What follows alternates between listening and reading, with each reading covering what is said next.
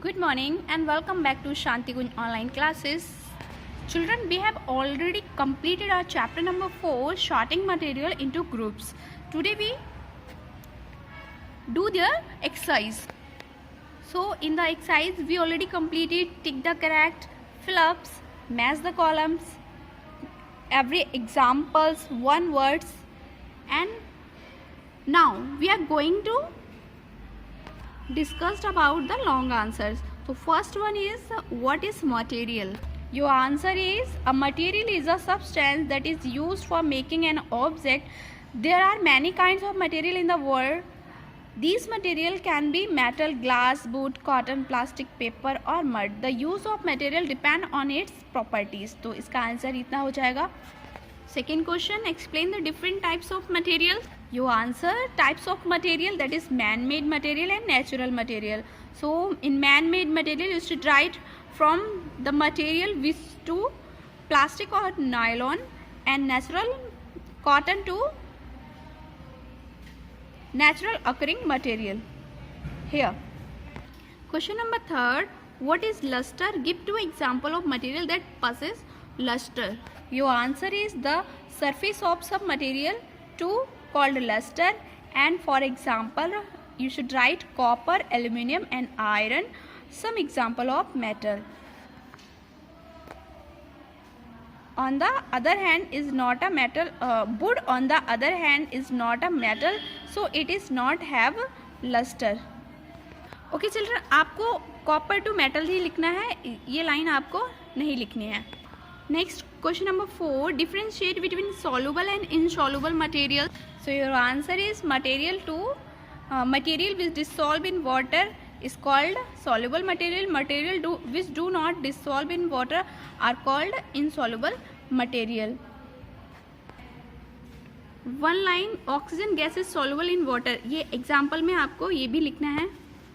Okay, question number 5, write some common characteristic of material.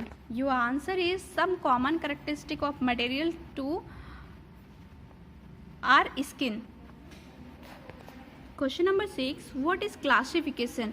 Why there is a need for classification? Your answer, grouping object in accordance with similar properties is called classification. Need for classification, इसके लिए आपको करना है, these are 3 points. Okay, and the last question, differentiate between solid, liquid and gases. So this is the answer जो कि मैं आपको पहले ही करा चुकी हूँ.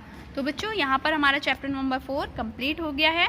बच्चों इसके लिए आपको अपनी कॉपी में अच्छे से वर्क कंप्लीट कर लेना है और साथ ही इसको लर्न करते रहना है, क्योंकि आपके बहुत ही जल्दी यूनिट टेस्ट, फिर त्रिमासिक मतलब जो हमारे 3 मंथ में एग्ज़ाम्स होने वाले हैं वो भी स्टार्ट हो जाएंगे.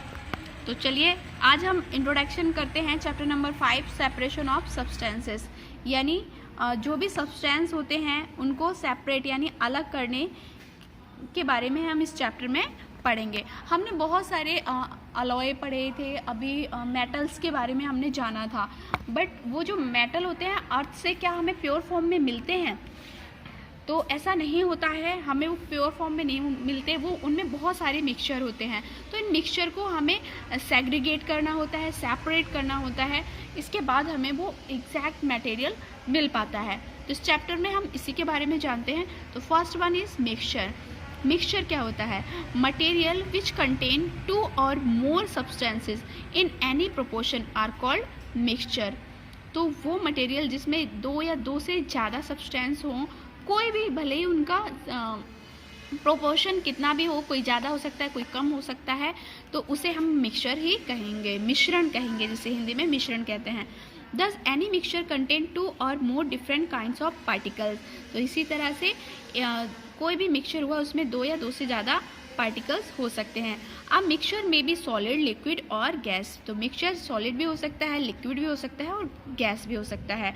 The various substances present in a mixture are called its component और कॉन्स्टिट्यूएंट.